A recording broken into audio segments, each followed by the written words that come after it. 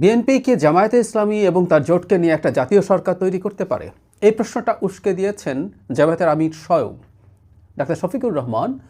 বিএনপির প্রধান জনাব তারেক রহমানের সাথে দেখা করেছিলেন। দেখা হওয়ার পর বেরিয়ে তিনি কিছু কথা বলেছেন, তাতে মনে হতে পারে তিনি অ্যাটলিস্ট গায়ে পড়ে চাইছেন একত্রে একটা সরকার, মানে একটা জাতীয় সরকার তৈরি করে তারা থাকবেন একসাথে। শুরুতে একটা খটকা লাগলো, জামায়াতে ভোটে টোটে জিতে নাকি অনেক কিছু করে ফেলবে।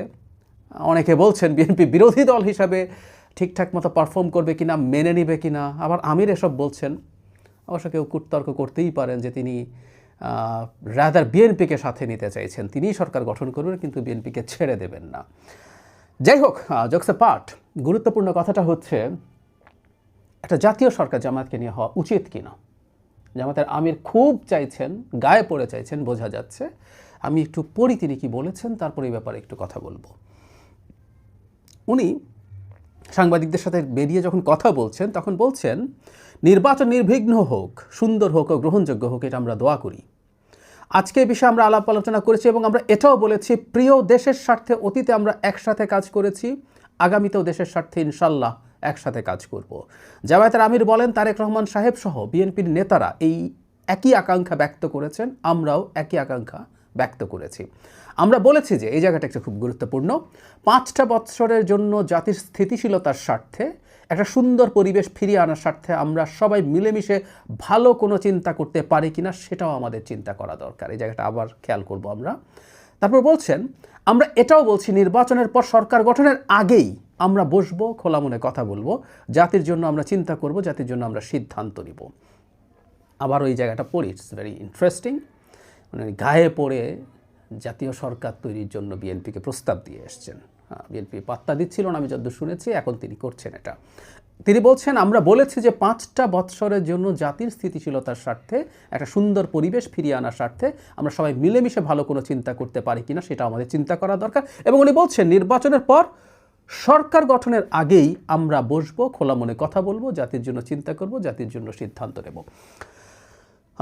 জামাত এটা চাইছে, তার মানেটা হচ্ছে এই যে দীর্ঘদিন ধরে জামাত নিজ সম্পর্কে একটা ইলিউশন তৈরি করেছে, তার ওই যে ফেসবুক বট বাহিনীর কথা আমরা বলি, তাদের কথাগুলো একটা ইকোসিস্টেম আছে, সেটার মাধ্যমে তারা বিরাট প্রজেকশন দিয়েছে।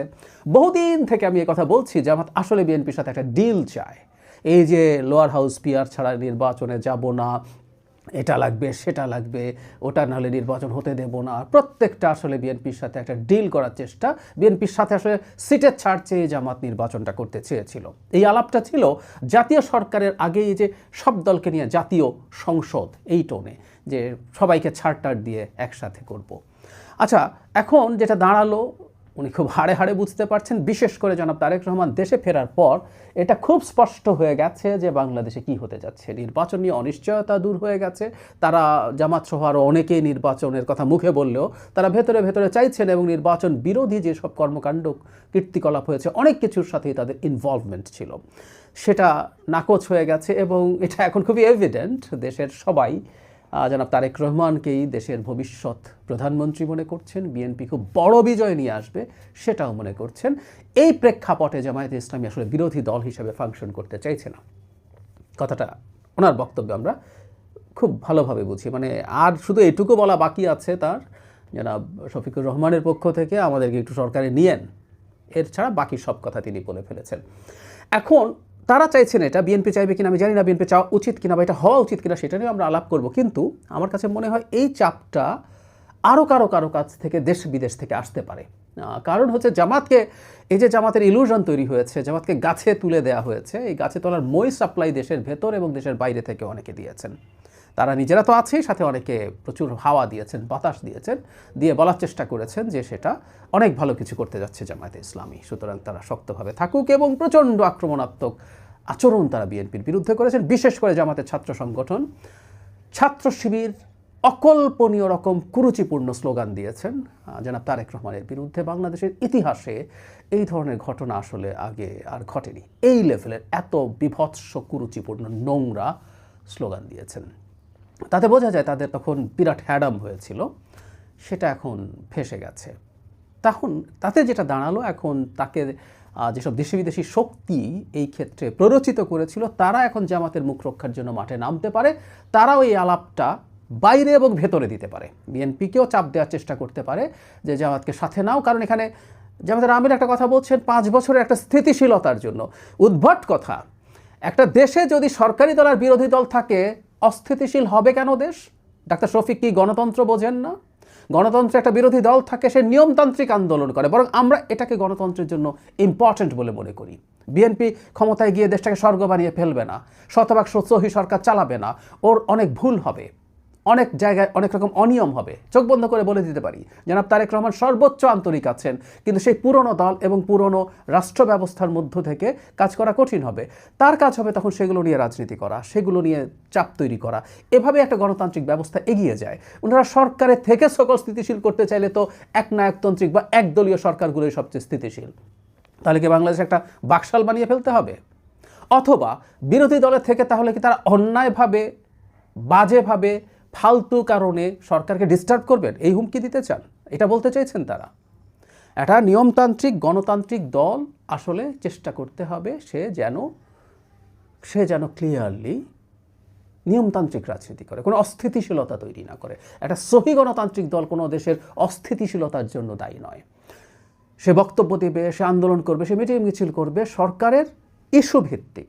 কিন্তু একটা নির্বাচিত সরকারকে ডিস্টেবিলাইজ করার চেষ্টা যদি কেউ করে বা কথার মধ্যে যদি সেই হুমকি থাকে, এটা খুব ভয়ঙ্কর ব্যাপার। এটা করা যাবে না, এটা করা যায় না। শেখ হাসিনার প্রতিটা ক্ষেত্রে যাই ঘটুক আমরা তাকে চলে যেতে বলতাম, কারণ সে একটা অনির্বাচিত অবৈধ সরকার ছিল। সামনে যে সরকারটা গঠিত হচ্ছে সেটা যদি বিএনপি সরকার হয়, সেটা জনগণের বৈধ ম্যান্ডেটে গঠিত বৈধ সরকার, তার বিরুদ্ধে ইস্যুভিত্তিক আন্দোলন হতে পারে। আমি ব্যক্তিগতভাবে মনে করি বিএনপির এই ধরনের কোনো প্ররোচনায় পা দেওয়া উচিত না, অথবা যদি খানিকটা চাপ বা এক্সপেকটেশন কোনো দেশি বিদেশি শক্তিশালী পক্ষের দিক থেকেও আসে, সেটা গ্রহণ না করা। গণতন্ত্রের খুবই ফান্ডামেন্টাল হচ্ছে সরকারি এবং বিরোধী দল। বরং জামাতের যদি এত সাহস থাকা উচিত আসলে বিরোধী দল হিসেবে তার গড়ে ওঠা, আওয়ামী লীগের অ্যাবসেন্সে বিএনপির বিপরীতে দাঁড়িয়ে তার বিরোধী দল হিসেবে গড়ে ওঠার এই সুবর্ণ সুযোগটা নেওয়া উচিত, নিয়ে তার গ্রো করা উচিত। এবং এভাবেই সরকারি এবং বিরোধী দল মিলেই একটা দেশের গণতন্ত্র কার্যকর থাকে, গণতন্ত্র চলতে থাকে। বিএনপির ভীষণ বোকামি হবে তারা যদি এই ব্যাপারে ন্যূনতম কোনো আলোচনা করতে চায়। দেশের স্বার্থে একসাথে কাজ করার তো খুব সহজ। একটা গণতান্ত্রিক ব্যবস্থা, একটা পার্লামেন্টারি সিস্টেমে বিরোধী দলও সরকারের কাজে একসাথে পার্টিসিপেট করে। জনাব তারেক রহমান সেটাই মিন করে থাকার কথা। এখন সেটার মানে যদি উনি এভাবে পড়েন যে সরকার নিয়েও আলাপ হতে পারে, সরকারের থাকা নিয়েও আলাপ হতে পারে, সেটা তিনি ভুল পড়ছেন। আর বিএনপি যদি এ ধরনের কিছু ভাবতেও যায়, আমাদের মনে হয়, আমরা যারা দেশকে নিয়ে ভাবি, আমাদের মনে হয় যে দেশের গণতান্ত্রিক একটা ট্রান্সফরমেশন হোক, তাদের ক্ষেত্রে উচিত হবে, তাদের দিক থেকে উচিত হবে এটার বিরুদ্ধে প্রতিবাদ জারি রাখা। কোনোভাবেই এদেশের গণতন্ত্র এবং ভবিষ্যতের জন্য ভালো কিছু হবে না।